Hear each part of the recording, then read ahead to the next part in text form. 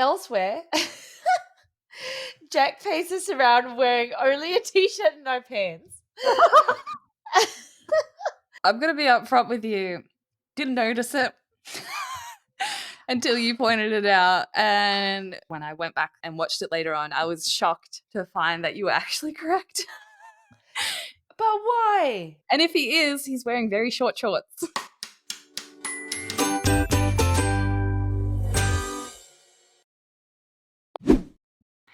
Hey guys, welcome to Two Girls, One BL podcast. I'm Amelia and this is Kels, two friends who love talking about BL so much we decided to make a whole show about it. Whether you're new to BL or have been in the fandom for years, join us as we dive into our favourite BL books and series. Welcome to our episode discussion of Jack and Joker. Today we're going to be covering episodes 7 and 8. So let's get right into it. Woohoo! So we begin the episode with Jack and Joke rushing Grandma to the hospital. Joke, seeing how distressed Jack is, holds his hand and assures him that he is there for him. After waiting for several hours, the nurse informs Jack that his grandma still needs to be seen by a specialist. To make matters worse, they don't have insurance to cover her stay in hospital. Jack is convinced he can somehow cover the bill, and while Jack is getting her admitted, Joke leaves to look for someone. We soon find out that Joke has gone out in search of his father, who happens to be a doctor working at the very same hospital. Also mentioning the fact that Joke hasn't seen his dad, I would assume, in 5 years as well. Oh. Joke begs his dad to check up on Grandma. However, his dad pretends to not know him and walks off. Oh, what a dick. Who This still enrages me. does that? So yeah, continue on with that thought. I never thought the reunion was gonna go well, but Yeah. fuck, that was cold. That was cold as ice. Yeah, just truly a heartless bastard. But at the same time, it showed how desperate Joke was, because it was probably the last person on planet Earth he wants to go and talk to. And Yeah.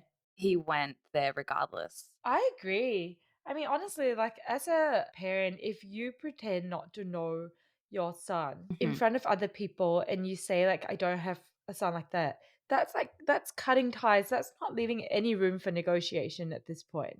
Yeah, absolutely. And that's true. He did it in front of other people as well. Yeah. If you say that kind of shit in front of your colleagues, it means that you've like never ever told these people that you work with that you have a second son. I suppose some of them would have worked with him more than 5 years. So he's just like denied the existence of his other son Mhm. the entire time. Yep. And it leads me to believe that he has never spoken or visited Joke in those 5 years, which is It's cold. if someone anyone treated me like that, I would probably never speak to them again. I agree. Yeah. I agree. I don't think any sort of reunion scene is going to justify how Joke was treated by his dad. Yeah. Were you a little bit let down by the reunion scene? Because I think I was a little bit. I thought it was dramatic, don't get me wrong. But I thought it would be a bit more. Joke sort of just walked up and it's like, oh, dad. And I was like, you haven't spoken in 5 years. I don't know, it felt a bit disjointed, a little bit weird. I'm not sure how else you would do it, but I remember watching it and just being like, oh, this is not what I wanted. Like, I knew it was going to be an uncomfortable reunion, obviously, Mhm. because they didn't get along, but I don't know. I was a little bit dissatisfied with it in some aspects. I think what would be more typical would be him showing back up at his home and doing the same thing he did when he first went to prison, like being really dramatic about that and Yeah. crying and like begging and all that. But Yeah. this was just dead. And he was, I don't know. Yeah. And then he Like a was like, build up okay. to that scene or something, like yeah, it needed something else. It just felt very abrupt in a way, the way Yeah. he rocked up. I've been wanting to see obviously more of his family backstory, so I'll take it.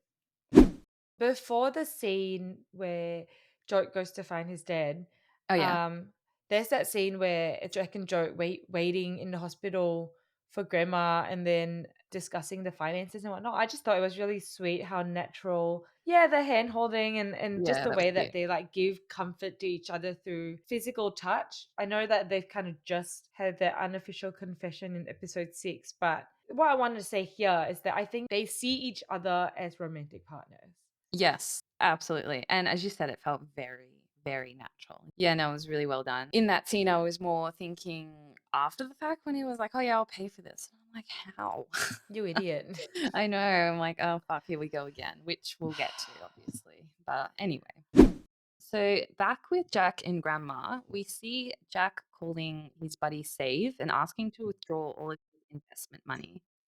Save claims that the funds are crashing hard and he will lose half his money if he withdraws it now. Save starts apologizing to Jack, which Jack responds that he has done nothing wrong. Oh my god. Evil Boss soon arrives to see the damage he has yet again inflicted on Jack and his family, and Jack begs him to give his job back.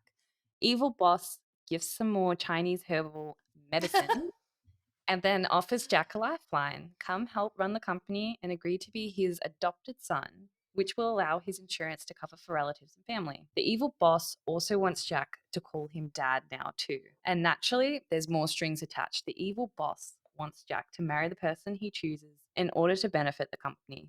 Initially resistant at first, Jack later agrees. I don't think he's actually going to pay for it via insurance. I think he's just tricking Jack into this because and that shows how stupid and naive Jack is because that sounds like insurance fraud. You can't just fucking add someone to your insurance by unofficially adopting them. But this is the thing, there was so many red flags throughout this scene, and Yeah. I think in my note I wrote, starting to get annoyed with Jack again because I don't know if he's just keeping it under wraps, but he just looks like episode 1 Jack again with the ignorance and being Yes. naive, and I'm like, He's an read between the idiot. lines, go talk to your grandma, go talk to Joke, it's not that difficult. You'll come up with a plan. I don't know why you feel the need to shoulder this on your own. But then I was at the same time thinking maybe he does see it, but he just doesn't see any other way out. But he just keeps plowing through without thinking. And it was really frustrating. I was like, ah. I don't think he sees it because he was like jumping at the opportunity. I think he bought what boss was saying. When people are manipulating him, he doesn't seem to really pick up on it.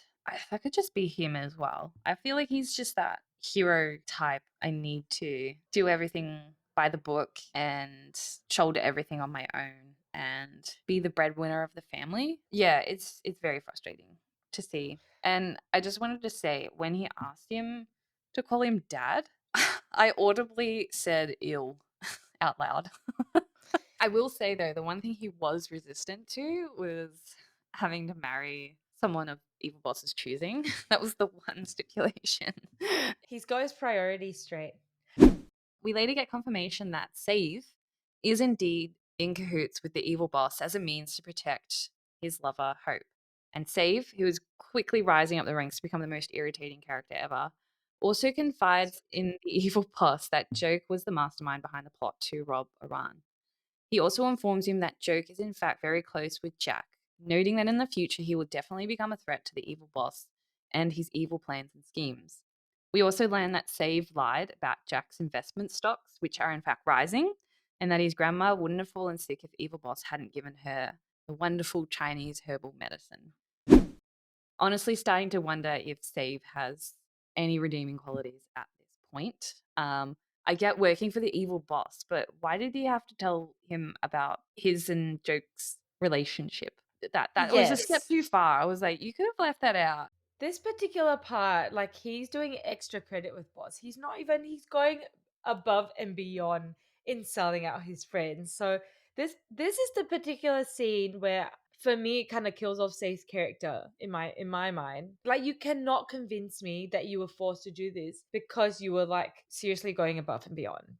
Yeah, like I get wanting to protect someone you love, but as I was saying, like you didn't have to go that far. like, No, yeah, do the bare minimum. Boss isn't yeah, asking for more. like as he's getting info from you, like you don't have to give him everything. Yeah, I know. Such a douchebag. I don't know. I think he just took it a little bit too far. And as I said, I'm starting to wonder if he has any redeeming qualities at all at this point. So we later see Jack and Joke sharing an intimate moment in the stairwell of the hospital. Jack tells Joke about his plan to go back to work for the evil boss. Joke is angry and upset and tries to change his mind, warning Jack that if he continues to work for the evil boss, he'll never break the cycle and will only continue to sink deeper into their world. He reminds him of their promise to start anew, Joke no longer being a thief and Jack no longer being a loan shark. But Jack says it's enough for him if only Joke gets to live a happy life. They share a hug, and Jack hopes Joke will accept him now that he is the one who's going to be living like a criminal. I love that Joke is saying to Jack that he needs to get out of this cycle. I love that it's Joke saying that to him and telling him not to rely on the boss any longer. I love the bit where he just like grabs him to hold him and he just places his hands on him and it just like Yeah. naturally goes into like the warmest looking hug ever. I like the intimacy in the scene. 100%. This is like the little bit of communication we get from these two, because God knows that's a bit A of a little bit of rarity. communication. Like, at least they're talking, but I get that Jack's trying to be self-sacrificial. He's like, it's enough if you're Mm, happy. I don't mind being the one sacrificing, but I hate it when characters do that sometimes, because that's actually being selfish, because yeah, you're not taking into consideration what the other character wants. yeah. And I know for a fact that Joke's not going to want Jack to live like that. Yeah, I don't disagree at all. I think the whole self-sacrificing trope gets very old very quickly. I totally agree, but I still like this scene. It's a cute scene. I think Joke is obviously very clued in about the realities of working with shady people like this, and he's Yeah. warned Jack multiple times about how this is a Mm, cycle that you can't break. Like we said, you can't escape from people this easily. So what are you expecting mm-hmm. from doing this? And I just he said that to Jack, and Jack's never stopped to really consider, how exactly am I going to get out of this? So it Yep. just seems like he hasn't really thought through the whole situation. I think Joke's just a bit more street smart. So Jack's still thinking that everyone is willing to be a good person, and that's just not realistic. People do awful things and don't really care about the impact it has on other people. Whereas I think Joke's very much clued into that. It cuts to a week later with Joke having difficulty finding a job due to his criminal record. Meanwhile, Evil Boss takes a mighty fine looking Jack in an all black suit to his first meeting with the four most influential families of the country, otherwise known as the Four Horsemen. One of the families happens to be Rose's, and she is surprised yet thrilled to see Jack there. Evil Boss gets Jack to shack up with her, and she is more than happy to oblige. At that moment, another heir of one of the families, Lumpran, arrives and is jealous of Jack as he has been promised Rose's hand in marriage. His father scolds him before suggesting everyone present plays a game together. The game is their version of what I'm calling Monopoly, and while watching on, Jack remarks how childish he thinks everything is until he realizes the stakes that are involved. Evil Boss is shockingly terrible at playing the game and keeps losing to the point that he can't even collect rent for 3 months, to which everyone in the room mocks him for.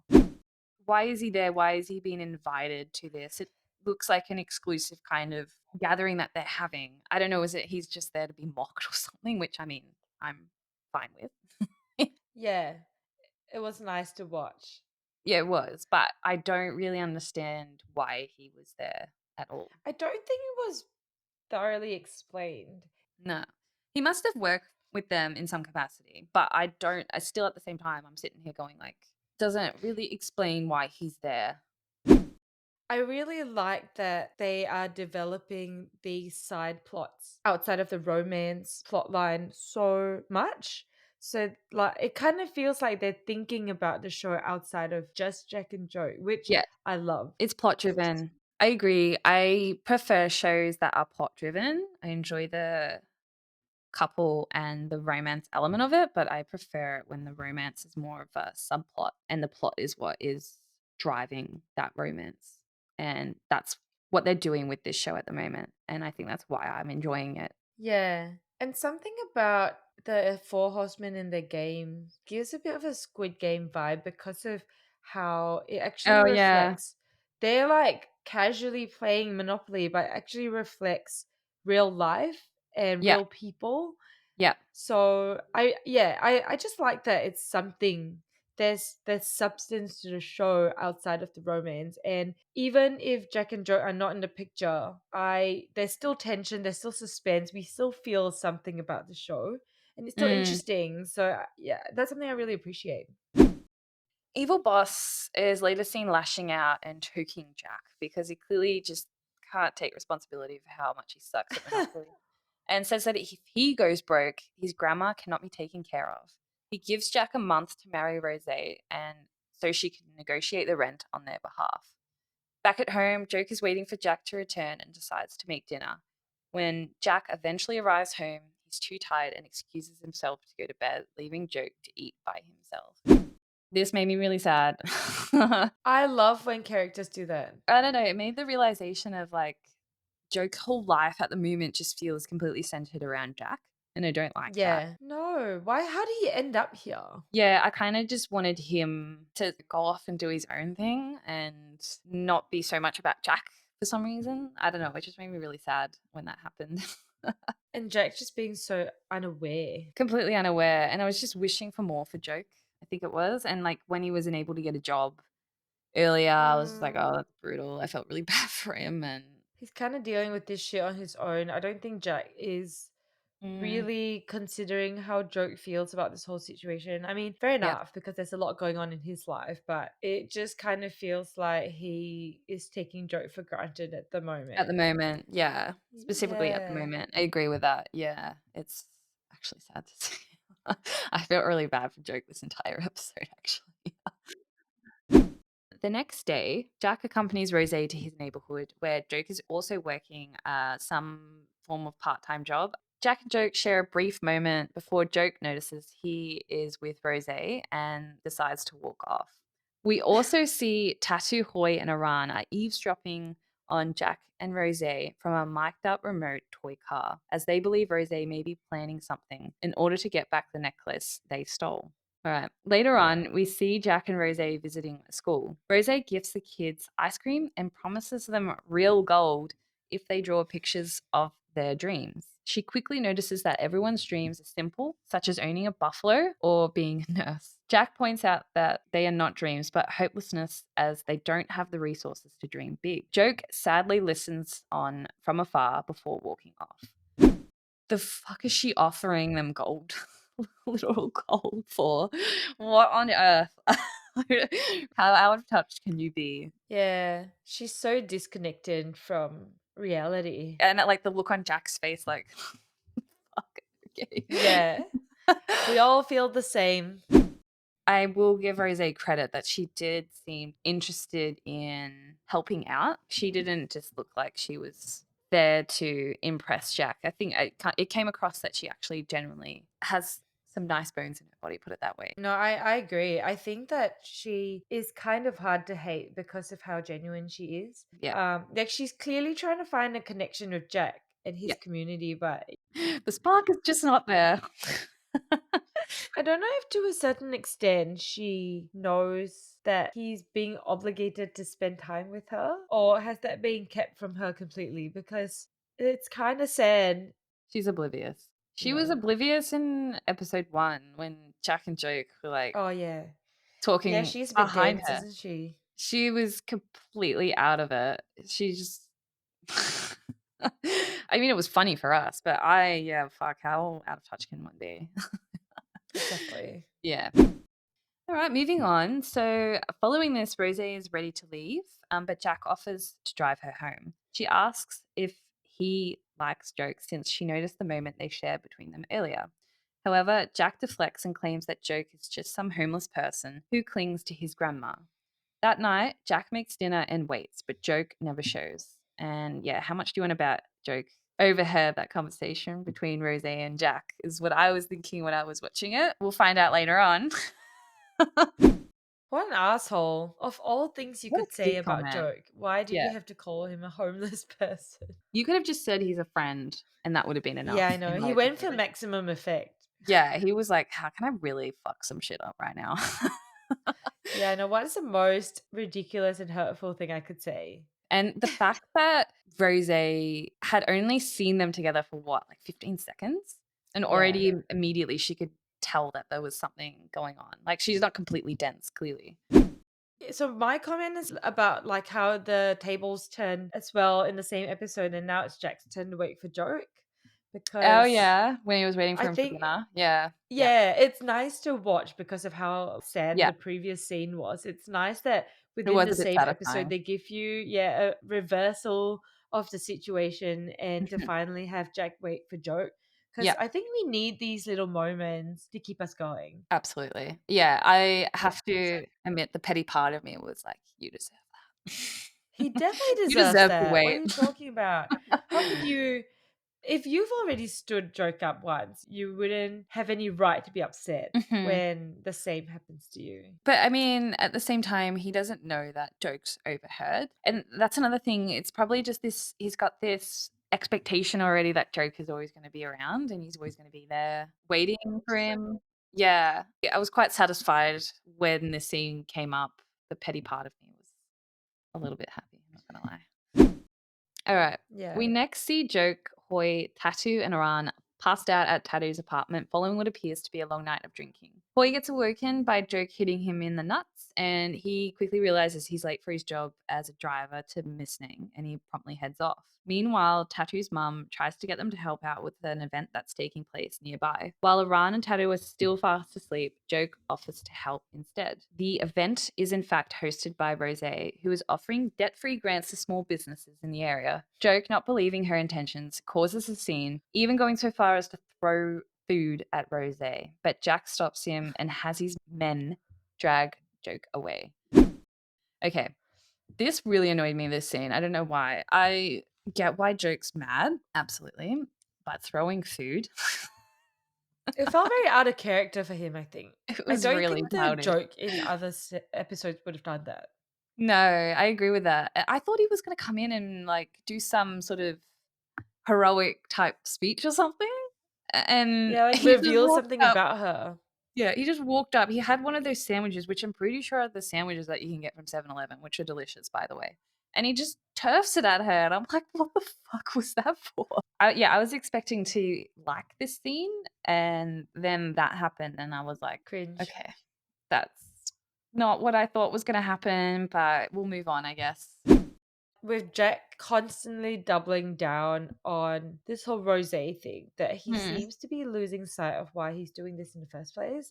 Like, yes, Yeah, that's he's true. doing it to help his grandma, but you don't need to go that far to like ruin all your other relationships Yeah, just to do this one thing. yeah, And agreed. I think at this part of the scene I was like freaking out about why they're uncommunicating. Yeah, it's just getting worse and worse. It's not getting any better. Yeah. Yeah, the situation is just spiraling, and Yeah. I don't think either of them. Well, I don't think Jack really intended for it to become this dramatic. By the way, I don't really get why he can't tell him. Yeah, What's the big deal? Like, what's the secret here? You need to get money to help pay grandma's bills. So you're doing that by going back to work with the evil boss, which Joke already knows. But yeah. I don't understand what the big deal is. Like, why he can't just be like, look, I have to do this. Can you just help me out? Don't Or be seen with pretend for a me. bit.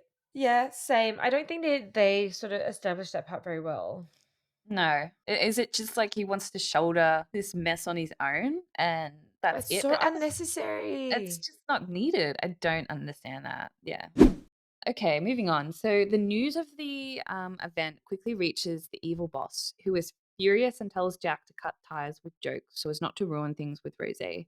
Jack is confused as to why the evil boss sees Joke as a threat, but he refuses to explain. Once Jack leaves, we see that it was good old Save who has been keeping tabs on Jack for the evil boss. Meanwhile, Miss Nang visits the evil boss and he asks her about the four horsemen. She reads his fortune and claims one of the horsemen will fall, and there will be a big shift soon, and the evil boss will play an important role. It seems they have been working together to get their hands on the horseman's ring as well. When Miss Nang leaves, it alludes to her potentially two-timing the evil boss, as she tells Hoy that her fortune telling is just a strategy and that she only says what the other person wants to hear. All right, I wanted to pause here briefly because what is going on with Hoy and Miss Nang? The whole lovers card thing in the car. Bit weird. I'm so confused. I also I completely forgot about this scene. It was such a throwaway scene, but now it's so important. she's a player, but there's something else going on, and I don't ultimately know if she's going to be good. We still don't know if she's going to be good or bad in the end. But Yeah. Yeah, where she stands. Lots of questions, question marks about Miss Nang, who the hell are you? What's your relationship with Boss and Hoy and I haven't guessed anything right with her? related to Yeah. her. I think ultimately she will be a good character, but Yeah. we don't know. So even with a couple of episodes to go, She's Hoy's partner. maybe they'll have a relationship. It's so weird. I feel weird talking about it.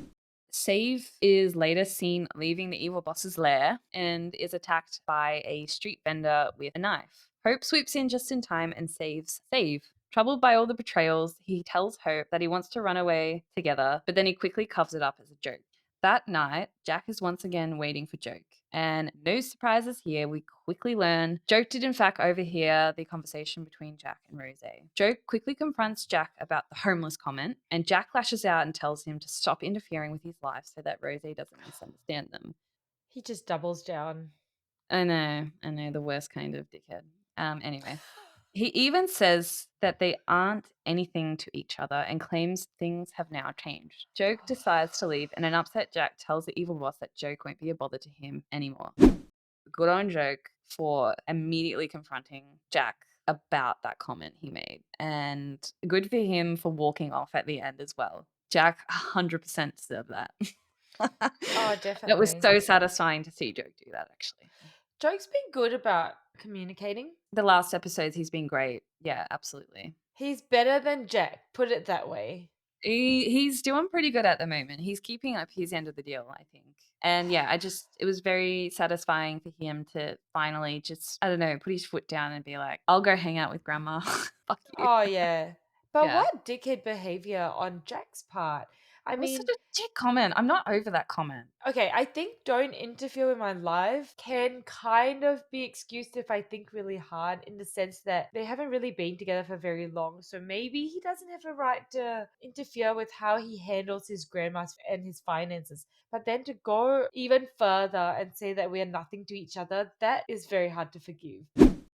At the end of the episode, Joke visits Grandma in hospital, who is now awake. She notices that he looks upset, and Joke confides in her that he thinks he has ruined everything.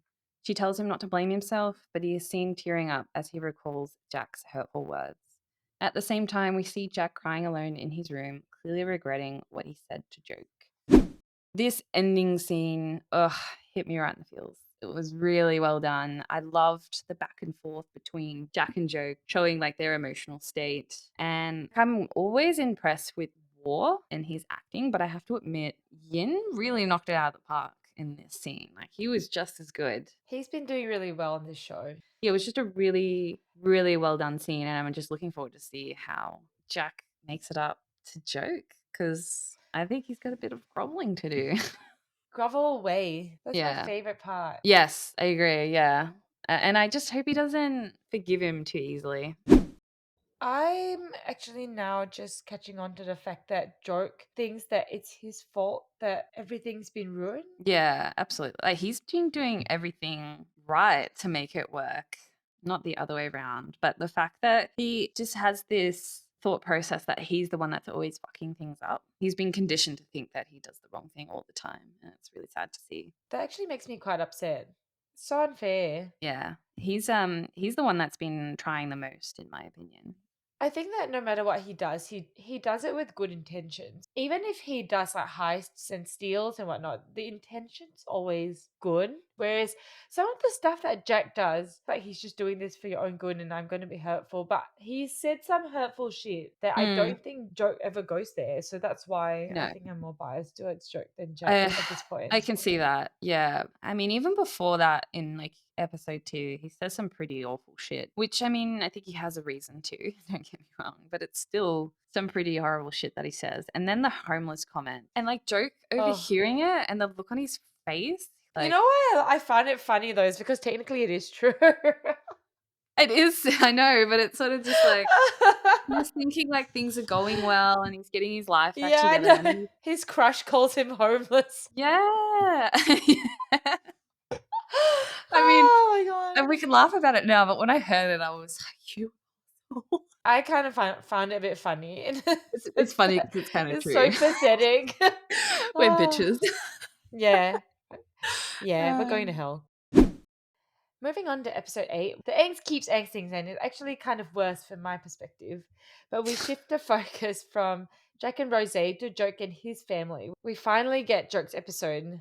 So let's just get right into it.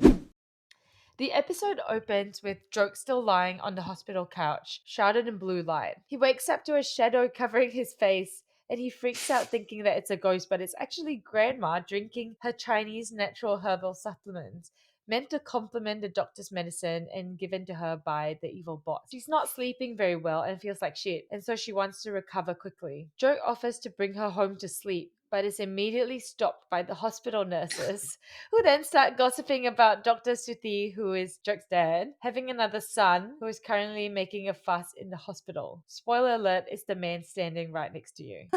Elsewhere, Jack paces around wearing only a t-shirt and no pants. Worried about Joke post-argument, but not having the courage to check in on him. He finally gathers the courage to call the hospital to check in on the patient and their relative to make sure that they're okay. So, Okay, go into your spiel about yeah, I know. I have so Jack many not wearing thoughts any about the pants. hospital scene, but I just have to Wait. mention that he's like contemplating alone on the rooftop or on his balcony, casually with this giant shirt with no pants on. And I want to know the reason for this outfit choice. I'm gonna be upfront with you. Didn't notice it until you pointed it out, and I feel like we need to insert our chat message that we had because that was hysterical. When I went back and watched it later on, I was shocked to find that you were actually correct. But why? And if he is, he's wearing very short shorts. I don't know what they were going for here. You were so confident. You're like, no, I watched this on my big TV. It wasn't my big He TV. wasn't wearing any pants. It was And so I watched it multiple distracting. times just to make sure. Yeah. I guess he's finally at home alone because if he was previously like sharing a house with Grandma, he couldn't do that. Now that Grandma's in hospital and Joke's in hospital, he's finally like letting loose and dressing the way he wants to. With no pants. No pants on. Anyway, back to the serious stuff. Okay. So, in the hospital scene, I just want to talk about how unprofessional the whole hospital is. That it's like so Yeah. okay for the nurses to discuss their patients and their patients' relatives and even their doctor's personal life out in the open with other patients standing around. Yeah. So I worked in retail for 6 years. And if I wanted to gossip about something, particularly coworkers, there was no way in hell we would do that within earshot of any customer. This nurse, she may as well have had a megaphone on her to shout it down the whole corridor because that's kind of what it felt like. She was just airing the whole story to the whole hospital. It was so unprofessional. You can get fired for this kind of shit, you know? Yeah. To make matters worse, the one person that you're talking about is literally right there. Kudos to Joke for just taking it the rap on the chin and just Oh my being like, god, he reacted so calmly. he was so calm. I would have been so pissed. Yeah, that opening scene. I thought it was kind of cute. I like when Grandma's involved. It doesn't really matter what. Fair. I don't know. I shook my head. But I do love their scenes together. And it's such a Yeah. good way to introduce the fact that Grandma's still taking the medicine. It's like there's a purpose for the scene. Yeah, no, that's a good point actually. Yeah. But I will say it was good to see the start of groveling Jack. But you're not smooth at all.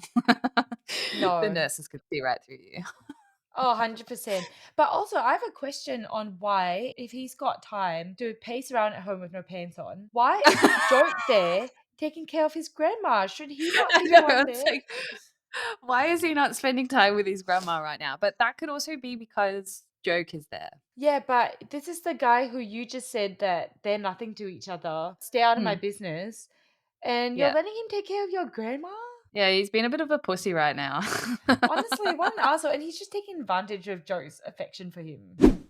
So Miss Nang is on the panel of a program meant to help free people from debt by allowing them to showcase their business ideas. She's on the phone with Rosé, who is heading to see Lompran with Jack. She warns him that Lompren is weird, so to be careful. Rosé reassures her, saying that she can fight back. Jack and Rosé arrive at Lompren's house, which is very techily decorated with massive chandeliers, Renaissance paintings that don't look real at all, and gold trim furnishings. Lompren is playing a game with his servants called Put Yourself in Someone Else's Shoes, where they have to pretty much switch social classes to see how hard life can be in the other person's shoes, and whoever can't handle it loses. There are obviously no consequences for him, but the maids can lose their jobs. Lompren assumes Jack is her driver and tells him to go now, but Rosé insists that he can stay, though not refuting this relation to her. Rosé tells him she wants to cancel their wedding plans because she doesn't love him, but Lompren doesn't make it easy for her, saying that she has to play the Four Horsemen's game, the ladder to heaven, to get out of the marriage. If she loses, her dad will have to leave the Four Horsemen group. She will have to marry Lompren, and she can no longer be friends with her servants, I guess, mainly Jack. And he will have to be Lompren's guard dog for a day. He also has to play the game in her place. But if Rosé and Jack wins, Lompren will have to leave her alone, treat Jack like an equal, and Jack can ask for anything that he wants. Which, to be honest, doesn't sound like a very fair trade-off to me. I wanted to talk about this weird game that he was playing with his maids. Yeah, the power imbalance was making me very uncomfortable. And then, just him sitting on the couch, like covered in dirt in that poor person's outfit. The outfits, I think, more than anything, is what made me uncomfortable. I think so. So objectified as well. Yeah, it was sort of, I don't know, can't put my finger on exactly what it is, but them being forced to wear such a ridiculous getup, maybe that's what it is. And serve him while wearing the getup. Yeah. Oh, yeah, no, that scene gives me the ick. So Joke appears in disguise again. He's now a doctor walking around the hospital looking very smart and polished with his hair slicked back and his glasses on. So he looks really good here. He looks good, but he's obviously not the best at selling the disguise, as he's immediately caught by a nurse who notices that he's wearing the coat of a female doctor. Joke is saved by his brother, Top, who also works at the same hospital. Top asks him to go home sometimes and that their mum and dad miss Joke. Joke scoffs at this though, saying he's not his brother, so therefore his parents don't love him as much. His brother actually leads him to their dad's office, and he promises Joke that he'll talk to their dad for him. Dad's not in the office, but Joke notices the numerous cups of minced pork cup noodles that are on the desk, and his brother says that Dad stocks up on them because they're Joke's favorite and that he misses Joke. A funny way of showing it then. You can't just have third parties keep telling Joke that Dad actually loves you, but Dad shows no sign of it at all.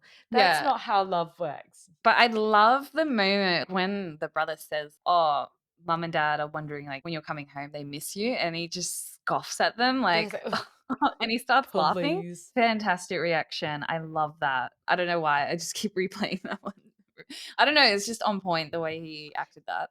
But I have to admit, I've been wanting to see more of the scenes between like Joke's family dynamic, I guess. Yeah. I quite enjoy this episode, I think, because I love seeing a bit more of that, delving a bit more into that, seeing the brother and the dad. And I mean, I don't know what's happened to the mum at this point. I don't know if she'll come back, but I want to see more. But also, did you find it weird that, because again, hadn't seen his dad in 5 years, doesn't look like he's seen his brother in 5 years either. And the way his brother just like casually strolls up to him, like, you've got no reaction really to seeing your brother out of prison.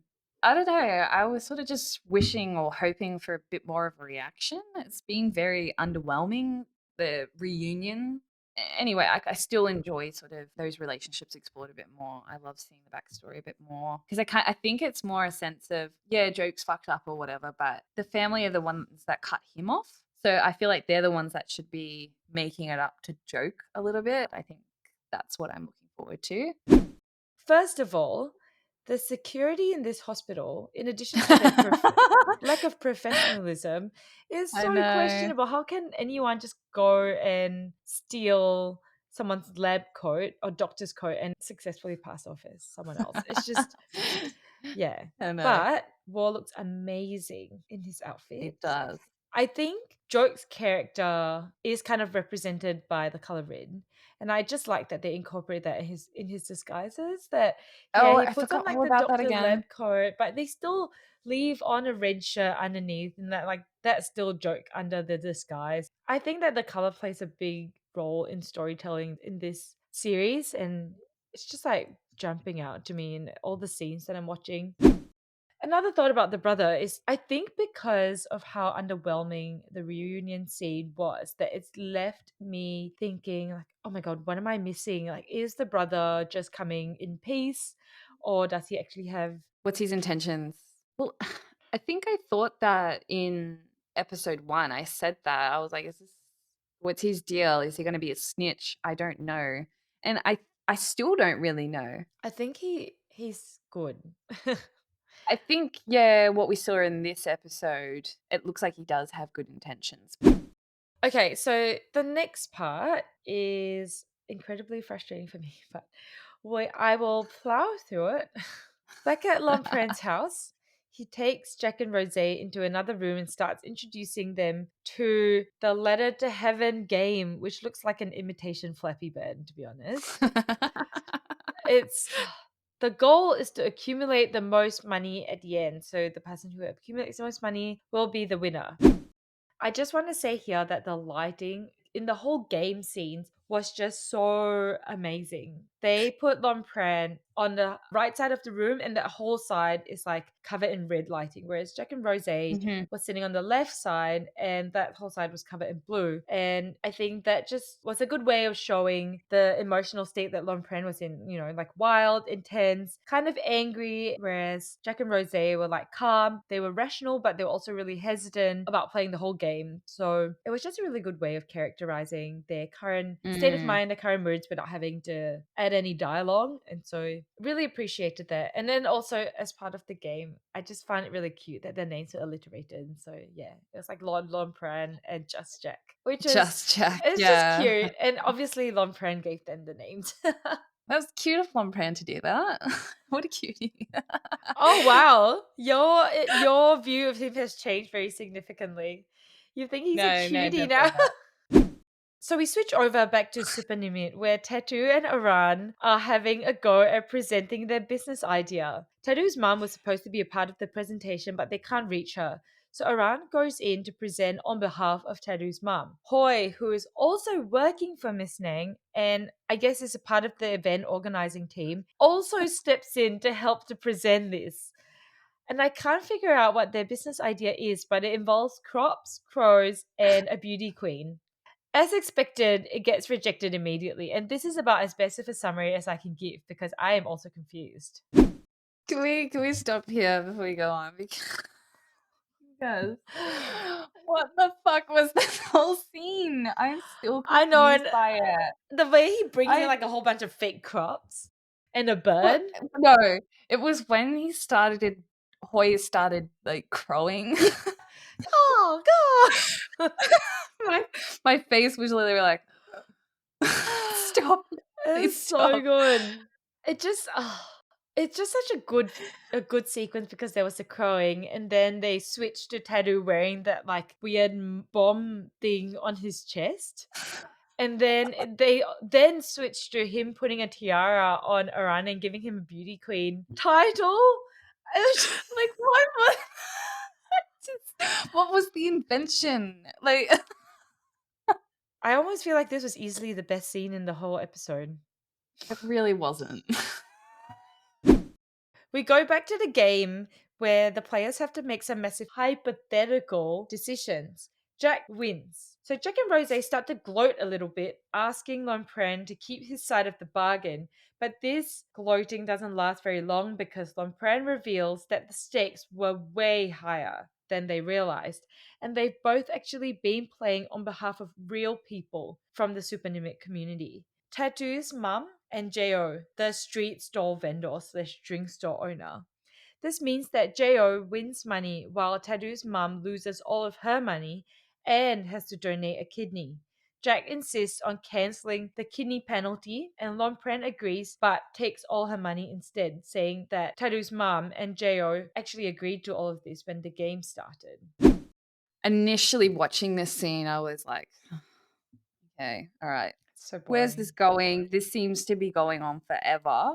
Yeah. It better be like there better be something at the end that makes me go, oh, And I did find that did happen. It raised the stakes when the plot twist was real people were involved in this, Yeah. and it came together in the end, I think. Whereas before, I was sitting there going, this is feels like so filler. boring.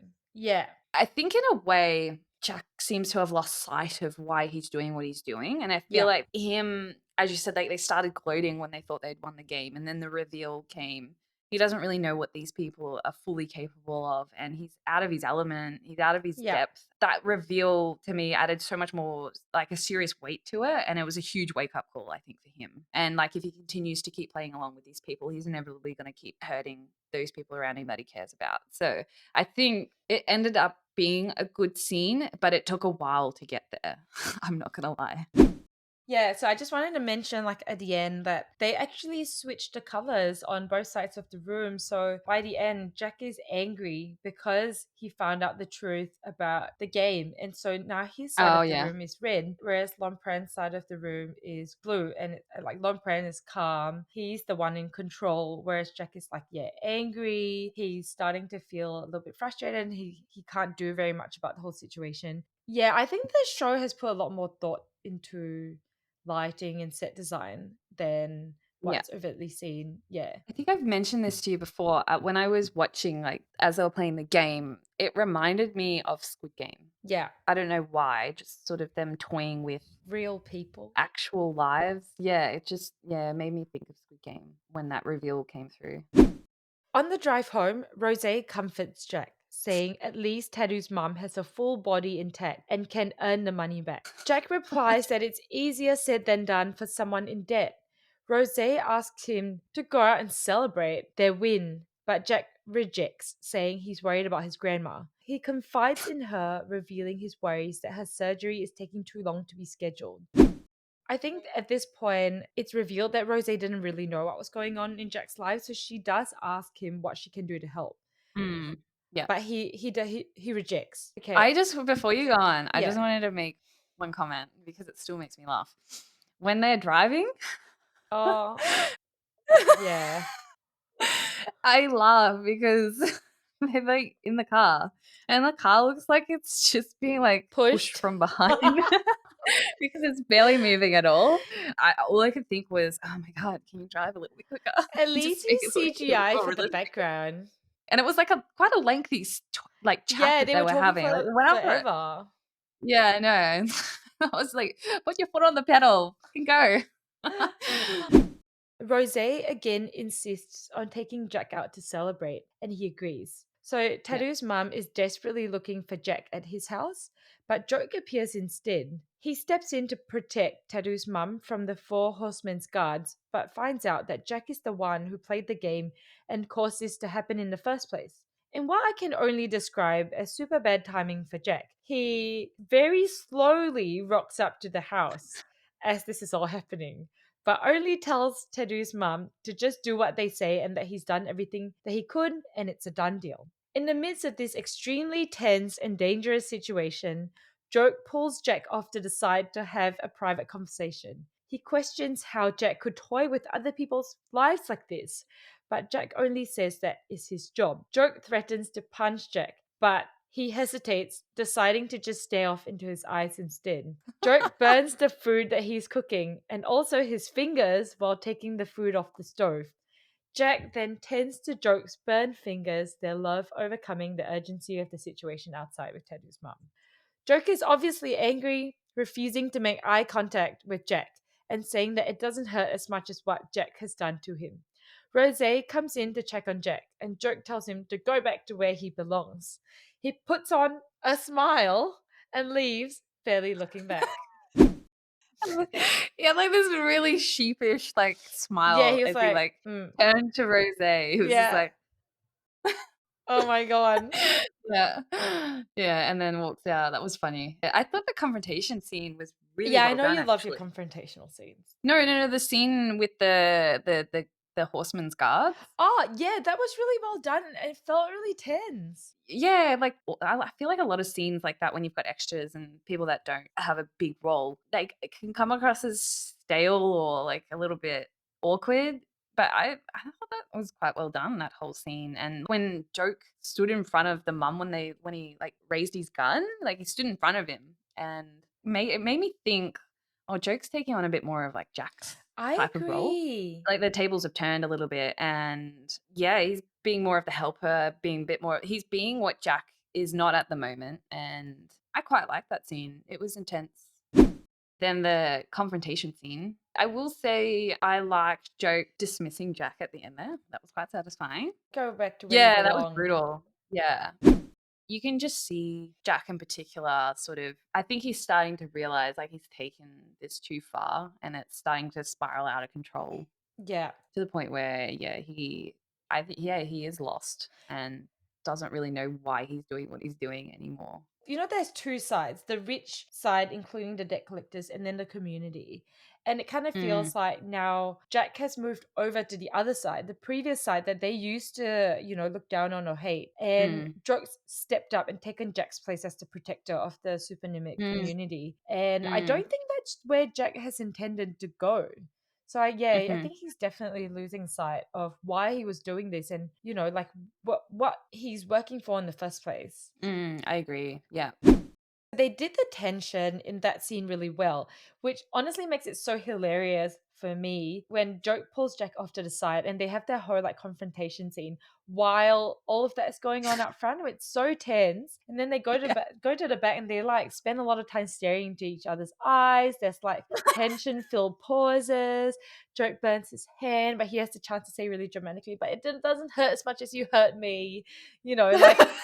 People are dying out front. Taju's mom has a gun pointed to her head, for fuck's sake. I do like They need to stare into each other's eyes first. Give them a get your moment. priorities straight. They need their moment, okay?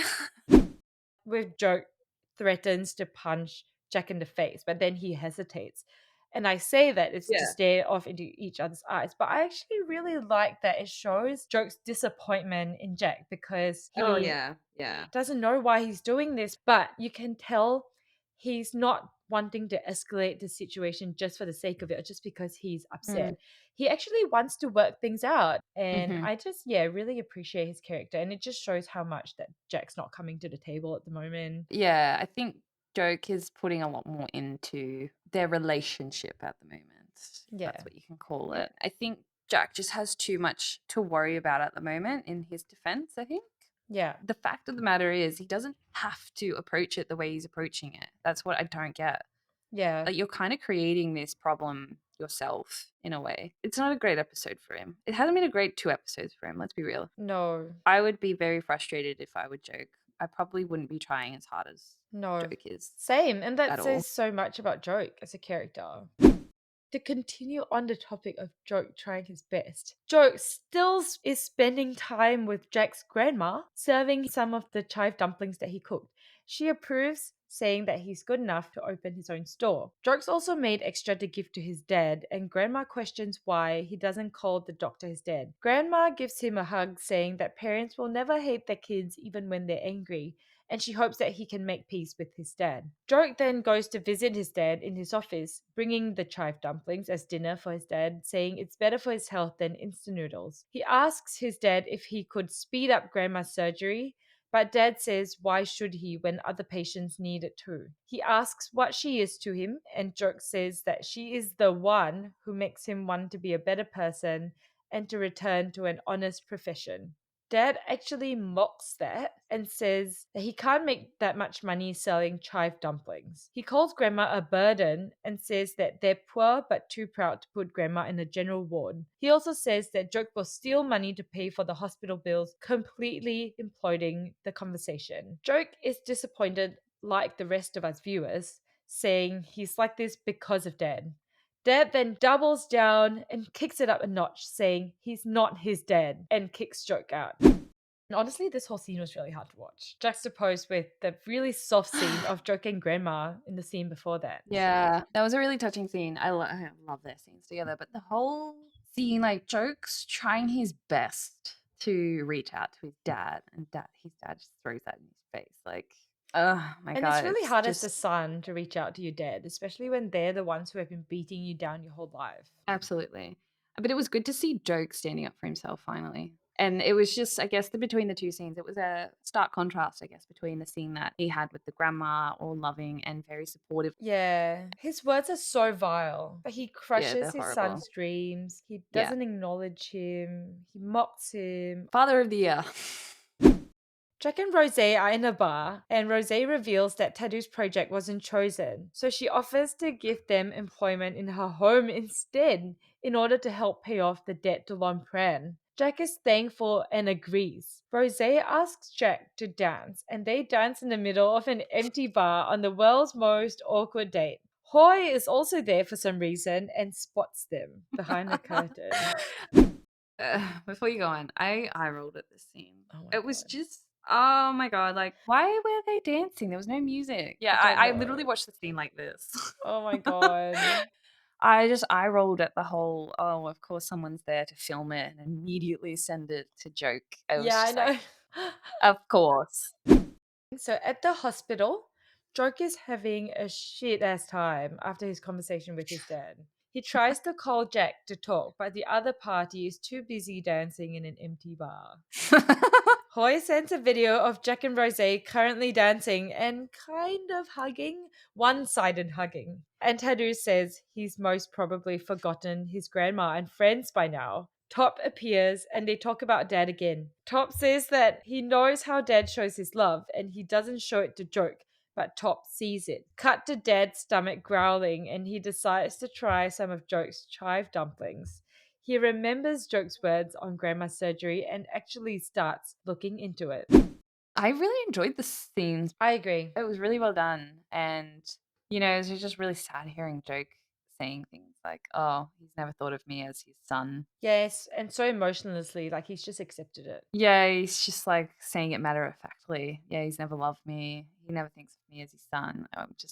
Yeah. Dad visits Grandma, who tells him about Joke and how Joke's actually a good kid who never stops trying. She asks him to praise him sometimes and that separation in death is better than estrangement while alive. Dad also spots the shady herbs that Grandma has been taking, but he just leaves. So while I was a bit annoyed that Grandma did say that it's like Joke should reach out and to understand where his dad's coming from, I appreciate that she also kind of tells the same to Dad. So she Yes, she she does. talks to both sides. I also find it kind of And pathetic that Joke's still relying on Jack. You know how he tries to call Jack, but Jack's busy dancing with Rose? Like he's having a shit yeah, that was time and he annoying. still tries to call his crush. Particularly because we've seen sort of the last couple of scenes between them, sort of like Joke dismissing Jack. Yeah, yeah. We were kind of getting to a point where he's like trying to not, rely on Jack for everything, but it kind of feels like he's slipping back into the looking for someone to talk to. Yeah. When he's having a shit Yeah. time, the first person he thinks of is Jack, which is fair enough because of the relationship that they've had. But this is a guy that has already explicitly told you that you guys have nothing to do with each other. Yeah, exactly. Yeah. Yeah, I just kind of wish that he were able to brush off Jack a bit more. Now that Rosé's found out about Grandma's been upgraded to an even nicer ward, and her surgery was even moved forward. Jack is over the moon and thanks Rosé for everything. Evil Boss arrives and quickly threatens Jack before going to check on Grandma. He learns that it's been revealed that the herbs don't actually help her, and now that she doesn't want to take it anymore, he throws it out, saying cryptically that it's not necessary anymore anyway. On his way out, he sees Jack and Rose getting along well and he smirks. I had a huge laugh when they revealed that the doctor was willing to cancel his trip to Japan so Grandma's surgery has been brought up. But he made such Oh, a big really? deal I on don't remember that. making himself sound so busy. He was like telling Joke that you can't just bring up your grandma's surgery because I have other patients to attend to, or like other patients need me Oh, as that's well. right. But he's just fucking Yeah. going on holiday. I don't know. I just found that so funny. It was just like, what the fuck? I'm busy. I'm important. What are you doing? Yeah, like who do you think you are to get me to change my plans? I have to deal with patients, okay? And then, yeah, he's just going on holiday. So while waiting for Grandma's surgery, Jack and Joke sit far away from each other. And Dad comes out of surgery announcing that the surgery was successful, though still completely ignoring Joke. Jack doesn't pick up on this at all and starts putting on skincare in the hospital room. So this is where I feel like Jack is not clued in to what Joke is going through at all. No, I agree with that. And then, but the thing that I found really funny was when after that's all happened and they're like, "Yay, grandma's gonna be all good." And then he turns to Joke with the expectation that he's gonna be like over the moon and really happy, and Joke just goes Yeah, I looks know. away He from him. deserves it. Yeah, just and then Jack's like, "Oh, right. We're I not on forgot. speaking Yeah, terms I also really at did. the moment." Dude was low-key devastated by that. Love it. Yeah, that was good. I like that moment. Jack is sitting in a hospital room, sort of obliviously putting on skincare. He tries to get Joke to use the same product as well, and credit to Joke, he's still sulking, but he does apply some to his face. Jack Gotta tells get that Joke, yeah, skincare he's in. like, Jack tells Joke that when he asked him to stay away, he meant just with Rose and not his whole life. Oh, you know You exactly what you said we said. are nothing to each other, so fuck right Yeah. off. Get stuffed. Okay, Joke argues that his actions seem like he's trying to vanish from Joke's life altogether. Joke starts to get petty about Rose, and Jack kicks Joke out of the hospital room, asking him to go back home. They argue about Jack's way of dealing with the situation, with Joke accurately pointing out that he's intending to rely on the evil people and there's no end to this. He asks Jack what the real problem is, and to be honest, I want to know as well. With the skincare thing, I found it funny, like, when Joke walked in the room and Jack just, like, looked at him a little bit longer than I think was completely necessary. Not obvious or anything. No, But, even though they are nothing to each again, other. yeah, they're nothing to each other apparently, yeah. I just love how pissy Joke was with Oh, yeah, Jack yeah. in He's this like, "Is this scene. couch He Rosé's? constantly Do you want he me to get constantly kept off bringing it?" up Rosé. It was so petty, and I loved it I so much. loved it too. It was It was so so good. good. That I was his sass is I have coming back. yeah, that's the sass that I love of his character, and Yeah. I was smiling so much throughout this scene. He just kept constantly like, "Oh, this is Rosé's couch. Do you wanna sleep on this couch?" It was so petty, I loved it. I actually wanted to talk about this scene because I really like the image of them lying side by side. And I think it's a recurring image. It's actually happened quite a bit throughout the past couple episodes. So when Joke first comes back into Jack's life, Jack kind of is the one that has the upper hand and Joke is the one that's groveling. So Joke sleeps on the floor versus Jack sleeping on the bed, like different levels. Now that the tables are turned and Joke has the Mm. upper hand, he's now Oh, sleeping at a yeah? higher level than Jack. So he sleeps on the couch Yeah. versus Jack sleeping on the bed. So I don't Yeah, know that's if true. it's done intentionally, but to me, it feels like their sleeping arrangement is very reflective of Right. their relationship and where it's at the moment. And wasn't the couch red as well? Yeah, I'm yeah. just, like, getting flashbacks The to the couch scene. was Yeah, red and there was a yeah. blue light on Jack. So it was still red and Oh, blue. okay. Right. And I also wanted to talk about how their outfit is also very Yes, disjointed. So yeah, they were in like I saw that. opposite Yeah, colored tops and bottoms, and it just yeah. to me felt so disjointed. It just yeah, like they're clearly not on the same page. They're not a couple at the moment. They're nothing to each other. But it just like was quite uncomfortable to watch. This whole episode is about they're nothing to each other, apparently. As Joke, in the middle of the scene, reaches up to touch Jack's face, even though he's still angry, by the way. Grandma comes in and reminds them that they're family and to communicate. She proposes a truth game to get them to talk.